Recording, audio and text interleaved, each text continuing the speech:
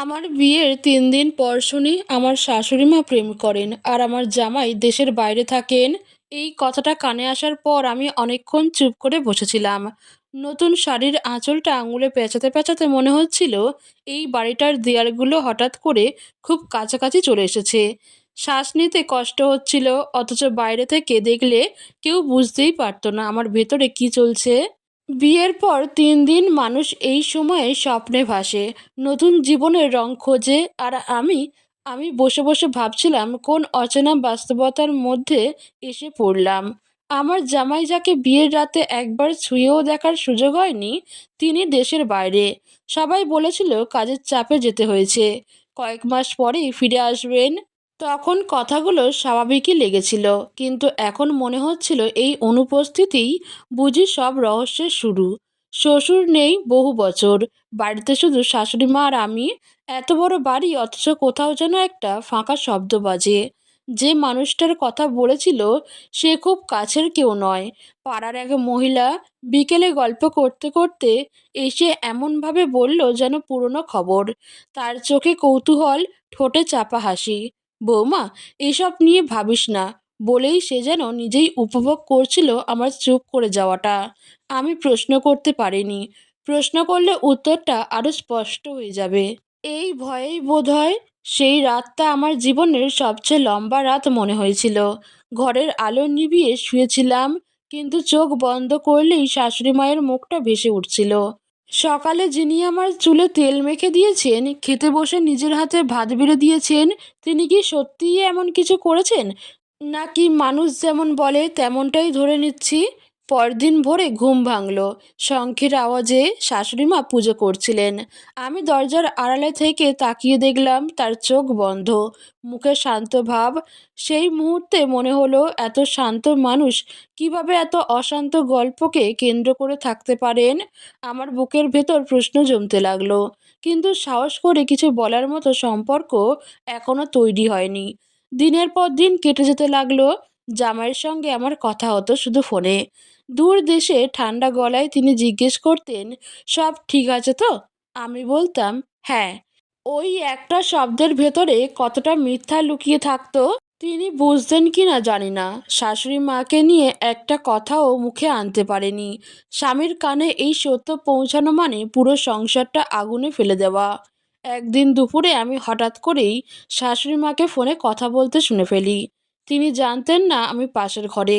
গলাটা চাপা, কিন্তু শব্দগুলো পরিষ্কার। আর এভাবে লুকিয়ে রাখা যাবে না, আমি ক্লান্ত।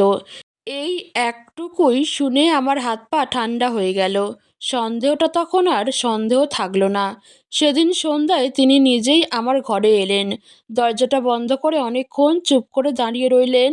আমি তার দিকে তাকাতে পারছিলাম না। অবশেষে তিনিই বললেন, তুই অনেক কিছু বুঝে গেছিস, তাই না? তার কণ্ঠে কোনো কঠোরতা ছিল না, ছিল শুধু ভাঙা স্বীকারোক্তির সুর। তিনি বললেন, একাকিত্বের কথা, দীর্ঘ রাতগুলোর কথা, সমাজের ভয়ের কথা বললেন। মানুষ কতটা শক্ত হতে পারে বাইরে থেকে, আর ভেতরে কতটা ভেঙে পড়ে। আমি শুনছিলাম, কিন্তু মাথার ভেতরে বারবার একটাই কথা ঘুরছিল, আমি এখন কি? শুধু একজন বউ, নাকি এই গোপন সত্যের বোঝা বয়ে বেড়ানো আরেকজন মানুষ? তারপর থেকে আমাদের সম্পর্ক বদলে গেল। আমরা কেউ কাউকে দোষ দিতাম না, আবার আগের মতো নির্ভরও ছিলাম না। একই ছাদের নিচে দুজন নারী, দুজনের লড়াই আলাদা, অথচ কোথাও গিয়ে জড়িয়ে যাচ্ছে। আমি বুঝতে পারছিলাম এই সংসারে শুধু ভালো মন্দের হিসেব নেই, আমি মানুষের দুর্বলতা, চাওয়া আর না পাওয়ার দীর্ঘ গল্প। আর এই গল্পের ভেতরেই ধীরে ধীরে আমার নিজের জীবনও নতুন প্রশ্নের মুখে দাঁড়াতে লাগলো। যে স্বামী দূরে, যে শাশুড়ি নিজের মতো করে বাঁচতে চায়, আর আমি, যে এই দুইয়ের মাঝখানে দাঁড়িয়ে সিদ্ধান্ত নিতে শিখছি। এইসব ভাবনার ভেতরেই দিন কেটে যাচ্ছিল। সকাল হলে শাশুড়ি মা সংসারের কাজ করতেন, আমি পাশে পাশে থাকতাম। বাইরে থেকে দেখলে আমাদের মধ্যে কোনো অস্বস্তি নেই বলেই মনে হতো, কিন্তু ভেতরে ভেতরে আমরা দুজনেই জানতাম একটা অদৃশ্য দেয়াল আমাদের আলাদা করে রেখেছে। আমি জানি তার গোপন সত্য, আর তিনি জানেন আমি জানি। এই জানা আর না বলার মাঝখানেই আমাদের সম্পর্ক ঝুলে থাকতো। জামাইয়ের ফোন আসতো সপ্তাহে দু একবার। কথা হতো সংসারের সাধারণ বিষয় নিয়ে, খাওয়া দাওয়া, শরীর স্বাস্থ্য। তিনি বলতেন, মাকে দেখিস ভালো করে।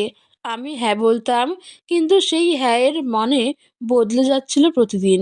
ভালো করে দেখা মানে কি শুধু যত্ন নেওয়া, নাকি তার গোপন জীবনটাকেও আড়াল করে রাখা? একদিন সন্ধ্যায় হঠাৎ করে শাশুড়িমা বাইরে যাওয়ার জন্য সাজতে লাগলেন। সাধারণত তিনি সন্ধ্যার পর বেরোতেন না। আমি অবাক হয়ে তাকিয়েছিলাম। তিনি আমার দৃষ্টি বুঝতে পেরে বললেন, এক আত্মীয়ের বাড়ি যাচ্ছি। গলায় একটা কাঁপন ছিল, যা তিনি লুকোতে চেয়েও লুকোতে পারলেন না। আমি কিছু বললাম না। দরজাটা বন্ধ হয়ে যাওয়ার শব্দটা আমার কানে অনেকক্ষণ বাজতে থাকলো। সেই প্রথম আমি উপলব্ধি করলাম, শুধু জানাটাই কষ্টের নয়, জেনে চুপ করে থাকাটাও কতটা ভারী। সেই রাতে জামাই ফোন করলেন।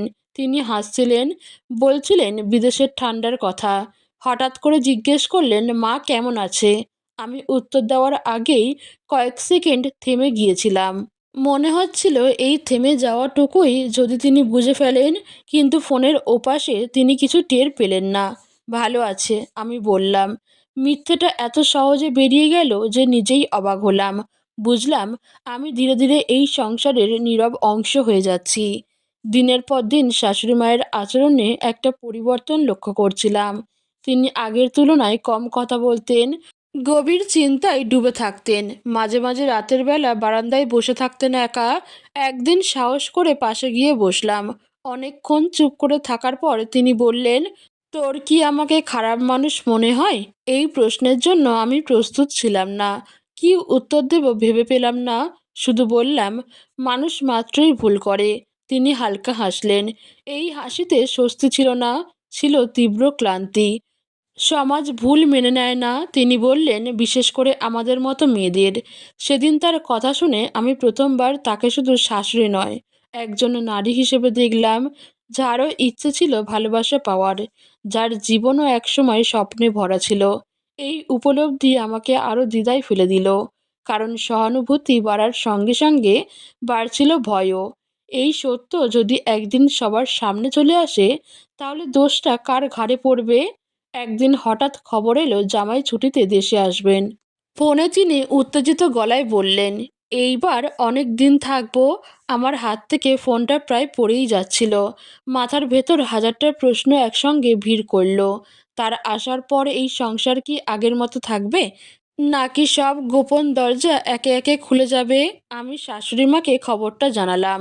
তিনি কিছুক্ষণ চুপ করে রইলেন, তারপর বললেন, ভালোই তো। কিন্তু তার চোখে আমি আতঙ্কটা স্পষ্ট দেখলাম। সেদিন রাতে তিনি আর ঘর থেকে বেরোলেন না। পরের কয়েকদিন বাড়ির পরিবেশ অদ্ভুত হয়ে উঠল।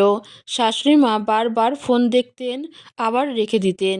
আমি বুঝতে পারছিলাম তার ভেতরে একটা বড় সিদ্ধান্ত দানা বাঁধছে, কিন্তু সে সিদ্ধান্ত কি তা জানতে আমার সাহস হচ্ছিল না। জামাই আসার আগের রাতটা ছিল সবচেয়ে অস্বস্তিকর।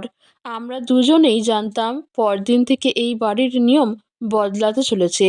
হয় সত্য সামনে আসবে, নয়তো আমরা সবাই আরও গভীর মিথ্যার ভেতর ঢুকে যাব। আমি সেদিন অনেকক্ষণ ঘুমোতে পারিনি। মনে হচ্ছিল আমি শুধু একজন দর্শক নই, আমি এই গল্পের অংশ। আমার নীরবতা, আমার সিদ্ধান্ত, সব কিছু কারো না কারো জীবনে প্রভাব ফেলবে। ভোরের দিকে শাশুড়িমা আমার ঘরে এলেন। চোখ লাল, মুখ শক্ত। বললেন, যা হবার হবে, আর লুকিয়ে থাকতে পারছি না। তার কণ্ঠে এবার কোনো দ্বিধা ছিল না, ছিল একরকম কঠিন প্রস্তুতি। আমি বুঝে গেলাম এই সংসারে ঝড় আসতে চলেছে, আর সেই ঝড়ে কে ভেসে যাবে, কে দাঁড়িয়ে থাকবে, সেটা ঠিক হবে খুব শিগগিরই। ভোরের আলো ফোটার সঙ্গে সঙ্গে বাড়িটা যেন অন্যরকম হয়ে উঠল। শাশুড়ি মা চুপচাপ রান্নাঘরে কাজ করছিলেন, আমি পাশে দাঁড়িয়ে সব দেখছিলাম। আমাদের মধ্যে আর কথা হচ্ছিল না, কিন্তু নীরবতাটা আগের চেয়েও ভারী ছিল। মনে হচ্ছিল আজ যা ঘটবে তা আর ঠেকানো যাবে না। বেলা বাড়তেই জামাই এসে পৌঁছালেন। দরজায় তার পায়ের শব্দ শুনেই আমার বুক কেঁপে উঠল। এতদিন ফোনের ওপাশে থাকা মানুষটা হঠাৎ সামনে এসে দাঁড়ালো। মুখে হাসি, চোখে স্বস্তি। আমাকে দেখে বললেন, তুমি ভালো আছো তো?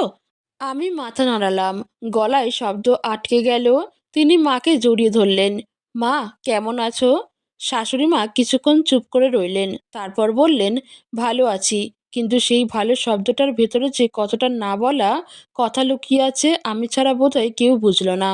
সন্ধ্যায় খাবার টেবিলে আমরা তিনজন বসেছিলাম। অনেকদিন পর বাড়িটা পূর্ণ লাগছিল, অথচ বাতাসে চাপা টান টান ভাব। জামাই নানা কথা বলছিলেন বিদেশের জীবন, কাজের চাপ, ভবিষ্যতের পরিকল্পনা। তিনি বললেন, এবার তোমাদের সঙ্গে নিয়ে যাব। কথাটা শুনে আমার বুকের ভেতরে হঠাৎ শূন্যতা তৈরি হলো। এই সংসারের জট খুলে না গেলে কি সত্যিই কোথাও যাওয়া সম্ভব? খাওয়া শেষ হলে শাশুড়িমা হঠাৎ বললেন, আমার ছেলের সঙ্গে একটু কথা আছে। তার গলাটা শান্ত, কিন্তু আমি জানতাম এই শান্তির ভিতরে ঝড় জমে আছে। আমি ঘরে ফিরে এলাম, দরজাটা বন্ধ করে বসে রইলাম। বাইরে থেকে কোনো আওয়াজ আসছিল না, কিন্তু প্রতিটি নিঃশ্বাসে মনে হচ্ছিল এই মুহূর্তে কারো জীবন ভেঙে যাচ্ছে, কারো জীবন নতুন করে শুরু হচ্ছে। অনেকক্ষণ পর দরজায় কড়া নাড়ার শব্দ। খুলে দেখি জামাই দাঁড়িয়ে আছে, মুখ ফ্যাকাশে, চোখ লাল। তিনি ধীরে ধীরে বললেন, তুমি সব জানতে? আমি আর মিথ্যা বললাম না, মাথা নিচু করে বললাম, হ্যাঁ। তিনি কিছুক্ষণ চুপ করে রইলেন, তারপর বললেন, মা অনেক দিন একা ছিলেন, আমি সেটা বুঝতে পারিনি। তার কণ্ঠে রাগের চেয়ে বেশি কষ্ট। কিন্তু সমাজ তো বুঝবে না। সেই রাতে বাড়িতে কেউ ঘুমোতে পারেনি। শাশুড়িমা নিজের ঘরে দরজা বন্ধ করেছিলেন। আমি জানতাম তিনি কান্না চাপছেন। সকালে উঠে দেখি তিনি ব্যাগ গুছাচ্ছেন। আমাকে দেখে বললেন, আমি কিছুদিন দূরে থাকব, তোর ওপরে কোনো দায় চাপাতে চাই না। আমি প্রথমবার তার হাত ধরলাম, বললাম, পালিয়ে গেলে কি সব ঠিক হয়ে যাবে? তিনি চোখ তুলে তাকালেন। সেই চোখে আমি এক জীবনের ক্লান্তি দেখলাম। জামাই সিদ্ধান্ত নিলেন, মা নিজের মতো করে থাকবেন, কিন্তু সম্পর্ক ভাঙবে না। সমাজের সামনে তিনি দায়িত্ব নেবেন, কিন্তু মাকে একা ফেলবেন না। সিদ্ধান্তটা সহজ ছিল না, কিন্তু সেটাই একমাত্র পথ। কয়েকদিন পর শাশুড়িমা অন্য জায়গায় চলে গেলেন। যাওয়ার সময় আমার কপালে হাত রেখে বললেন, তুই শুধু বউ নোস, তুই মানুষ, এটা মনে রাখিস। সেই কথাটা আমার বুকের ভেতরে গেঁথে রইল। জামাই আবার বিদেশে ফিরে গেলেন, কিন্তু এবার আমাদের সম্পর্ক বদলে গেছে। ফোনের ওপাশে শুধু প্রশ্ন নয়, শোনা আছে।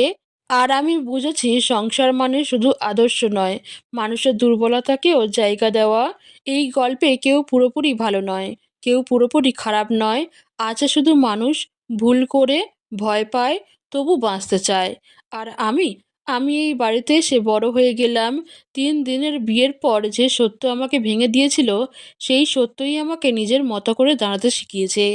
এই সংসার আর আগের মতো নয়, কিন্তু সত্যের ওপর দাঁড়ানো যে কোনো সম্পর্ক মিথ্যার ওপর দাঁড়ানো সুখের চেয়ে অনেক বেশি শক্ত।